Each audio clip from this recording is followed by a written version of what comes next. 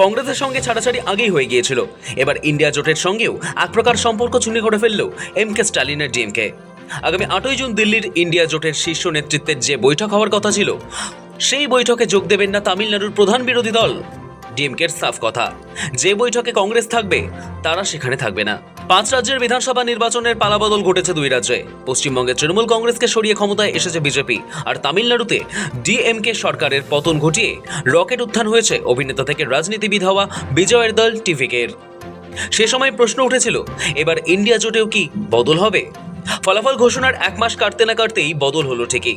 ডিএমকের বিশ্বাসঘাতক বলে দাগিয়ে দিল কংগ্রেসকে। আসলে তামিলনাড়ু বিধানসভা নির্বাচনের ফল প্রকাশের পরই বিরোধী জোট ইন্ডিয়ার সমীকরণ বদলে গিয়েছে।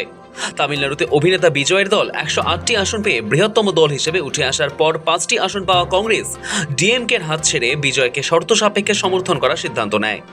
নির্বাচনের আগে জোটের সুবিধা নিয়ে যেতে কংগ্রেস, কিন্তু নির্বাচনের পরে পরিস্থিতি বুঝে তারা জোট ভেঙে বেরিয়ে যায়। ডিএমকের সঙ্গে কোনো আলোচনা পর্যন্ত করেনি হাত শিবির।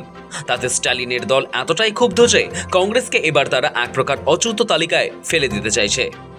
ডিএমকে জানিয়েছে কংগ্রেস বেইমানি করেছে, তাই ডিএমকে দলের কর্মীরা অসন্তুষ্ট হয়েছে। তাদের আবেগকে প্রাধান্য দিয়েই ডিএমকে ইন্ডিয়া জোটের বৈঠকে যোগ না দেওয়ার সিদ্ধান্ত নিয়েছে। অর্থাৎ কংগ্রেস যেখানে থাকবে, সেরকম কোনো জোটে থাকবে না DMK. The DMK leader yesterday he clearly narrated that I gave a respect to the feeling of the DMK cadres.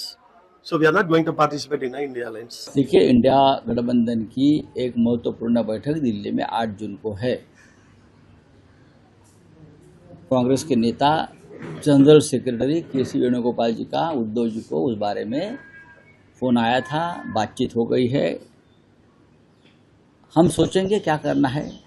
Maharashtra में भी बहुत काम है इस बार। बात रही डीएमके की। देखिए, जब चुनाव हुआ तमिलनाडु के नतीजे आ गए, उसके बाद वहाँ जो परिवर्तन हो गया और कांग्रेस जिस तरह से टीवीके के साथ सत्ता में शामिल हो गई, उसी दिन डीएमके ने इंडिया ब्लॉक से अपना नाता तोड़ दिया है। तो मुझे नहीं लगता है कि डीएमके के लोग उस बैठक में आएंगे। लेकिन अब तमिलनाडु में इंडिया ब्लॉक को एक नया मित्र मिला है टीवीके के रूप से, विजय जो मुख्यमंत्री है थलपति उनके रूप से, तो उनके बारे में चर्चा होगी। सर, फूट नहीं पड़ी आपको लगता है कि मुझे नहीं लगता है फूट पड़ी। डीएमके ने संयम रखना चाहिए था।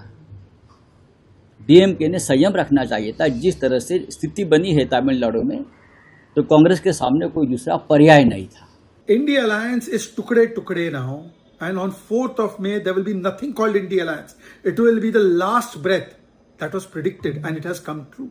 DMK has flatly refused to join ranks with Congress in India Alliance meeting in the upcoming days. They have said Congress has backstabbed us, and in reality, where is this India Alliance? ইতিমধ্যেই লোকসভায় কংগ্রেসের পাশে বসতে আপত্তি জানিয়ে স্পিকারকে চিঠি দিয়েছেন ডিএমকে নেতারা। এই পরিস্থিতিতে আগামী 8ই জুনের বৈঠকে স্ট্যালিনের দলের কেউ থাকবে কিনা সেটা নিয়ে জল্পনা ছিল। ডিএমকে স্পষ্ট অবস্থান, যেখানে টিভিকে বা কংগ্রেস আছে সেখানে তারা থাকবে না। যদিও তৃণমূলের তরফে স্ট্যালিনকে বোঝানোর চেষ্টা করা হয়েছিল। কংগ্রেসও বার্তা দিয়েছিল, কেরলে যেভাবে সিপিএম কংগ্রেস মুখোমুখি লড়লেও দিল্লিতে বিজেপি বিরোধিতায় তারা একজোট, সেটা তামিলনাড়ুর ক্ষেত্রেও হতে পারে। কিন্তু তাতেও লাভের লাভ হলো না। ডিএমকে জানিয়ে দিয়েছে তারা আর ইন্ডিয়া জোটের অংশ নয়। যে বৈঠকে কংগ্রেস থাকবে সেখানে তাদের পক্ষে থাকা সম্ভব নয়। স্ট্যালিনের এই অবস্থান ইন্ডিয়া জোটের জন্য বিরাট ধাক্কা। ভুলে গেলে চলবে না, লোকসভায় ডিএমকের সাংসদ সংখ্যা 22, রাজ্যসভাতেও বেশ কয়েকজন সাংসদ আছেন ডিএমকের। আসন পুনর্বিন্যাসের মতো আইন আটকাতে ডিএমকে ভীষণভাবে গুরুত্বপূর্ণ। তারা জোট ছাড়াই ইন্ডিয়া জোট যে দুর্বল, সেটা বলার অপেক্ষা রাখে না। সব মিলিয়ে ইন্ডিয়া জোটের চাপ বাড়ছে আরও। লোকসভার ভোটের পর থেকেই আম আদমি পার্টি ইন্ডিয়া জোট থেকে দূরত্ব তৈরি করে নিয়েছিল। এদিকে কংগ্রেস ও তৃণমূল কংগ্রেসের মধ্যেও টানাপোড়েন রয়েছে রাজ্যে, যা কেন্দ্রের ভোটেও এবার প্রভাব ফেলতে পারে। ব্যুরো রিপোর্ট, সময়, কলকাতা।